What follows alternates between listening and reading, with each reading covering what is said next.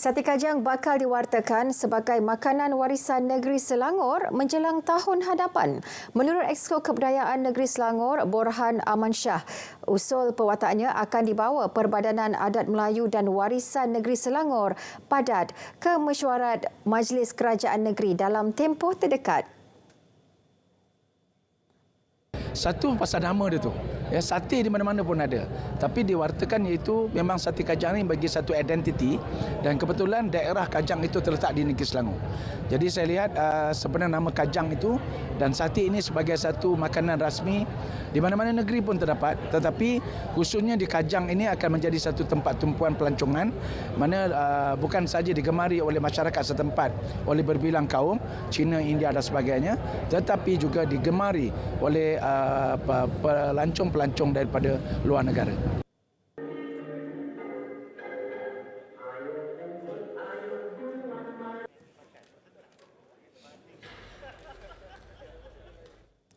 Penganjur program Kereta Api Sarung sedia bekerjasama termasuk mengadakan perbincangan dengan Kementerian Komunikasi dan Digital KKD bagi menjadikan program itu sebahagian aktiviti Bulan Kebangsaan tahun hadapan. Penganjur sentiasa terbuka untuk bekerjasama dengan mana-mana pihak bagi menjadikan penglibatan acara itu lebih meluas dan nasional. Pengarah program berkenaan Syamsul Bahrin Zainuzaman berkata pihaknya mengalu-alukan cadangan Menteri Komunikasi dan Digital Fahmi Fadil berhubung perkara itu. Tambahnya ia merupakan acara rakyat untuk membawa perpaduan ke tahap lebih tinggi. Penganjuran Kereta Api Sarung 2023 semalam yang bertemakan etnik dan perpaduan berlangsung serentak di 5 bandar utama. Selain Kuala Lumpur, turut diadakan di Johor Bahru, Kota Baru, Ipoh, Kuala Terengganu dan juga di Battersea Power Station di London. Majlis Olimpik Malaysia MOM sedang menunggu laporan penuh Institut Sukan Negara ISN berhubung keadaan semasa jaguh berbasikal trek negara Datuk Muhammad Azizul Hasni Awang. Ini susulan kemalangan yang menimpanya ketika menjalani latihan baru-baru ini. Setiausaha Agung MOM Datuk Muhammad Nazifuddin Najib bagaimanapun berkata, Datuk Azizul Hasni akan menjalani pemeriksaan di ISN esok. Kalau cycling pun memang ada high risk sport juga.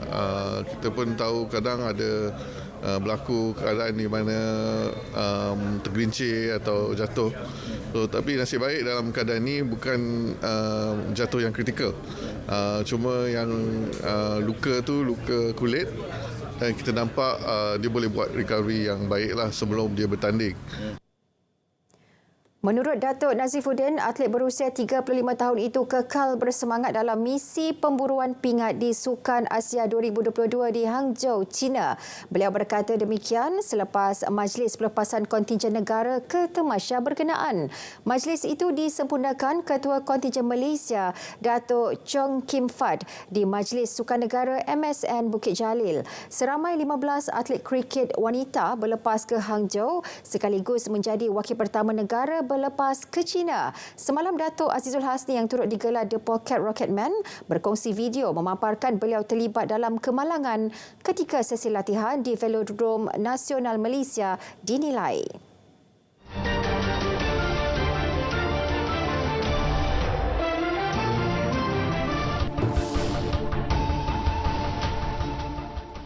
Skim Perubatan Madani kini diperluaskan ke Perlis sejak penghujung Ogos lalu. Ia bakal memberi manfaat kepada 90,000 isi rumah dalam golongan B40 dalam mendapatkan perkhidmatan penjagaan prima akut. Ikuti laporan yang disediakan wartawan Wan Nur Azli Wancik. Inisiatif Skim Perubatan Madani diperkena bagi mengatasi kesesakan yang berlaku di hospital kerajaan seluruh negara dengan peruntukan berjumlah 100 juta ringgit. Sebanyak 7 klinik perubatan swasta terpilih bagi menyediakan perkhidmatan tersebut. Ia melibatkan klinik perubatan dan pembedahan Anura, Mediklinik Rakyat Dr. Naim Ahmad, Klinik Dr. Wan Barkis, Mediklinik Putra serta 3 cawangan klinik Remedit iaitu Kuala Perlis, Pauh dan Kangar. Pemeriksaan yang menyeluruh ini termasuklah apabila pesakit itu layak berumur 40 tahun dan ke atas, didapati dia mengalami kemungkinan penyakit kronik, kita juga boleh selitkan pemeriksaan peka B40 dengan mengambil darah dan juga air kencing untuk rawatan lanjut. Jadi kita kata banyaklah jenis penyakit yang boleh di cover dalam program skim perubatan madani ini. Menerusi skim perubatan madani, 3 kategori bagi manfaat kelayakan, iaitu RM250 bagi isi rumah berkeluarga, RM125 bagi warga emas tanpa pasangan dan sebanyak RM75 untuk bujang. Walaupun baru dilaksanakan di Perlis, purata antara 20 hingga 30 individu telah menerima rawatan percuma yang disediakan di klinik yang ditetapkan setiap hari. Saya menghargailah usaha kerajaan untuk membantu rakyat yang tidak berkemampuan untuk mendapatkan rawatan yang terbaik di klinik-klinik swasta dan sebagainya. Okey, jadi harapan saya agar sistem program perubatan madani ini dapat diteruskan dan insya-Allah ini akan dapat membantu lagi ramai rakyat. Bagi saya macam tambah-tambah ada anak kecil selalu demam apa semua, alhamdulillah dapat membantu. Walaupun kalau kata tak banyak tapi sangat-sangat membantu. Dan insya-Allah harap-harapnya berterusanlah dapat membantu rakyat. Mereka yang layak menerima rawatan yang disediakan diseru merebut peluang berkenaan dan membuat semakan kelayakan dengan segera. Apa yang saya boleh sarankan adalah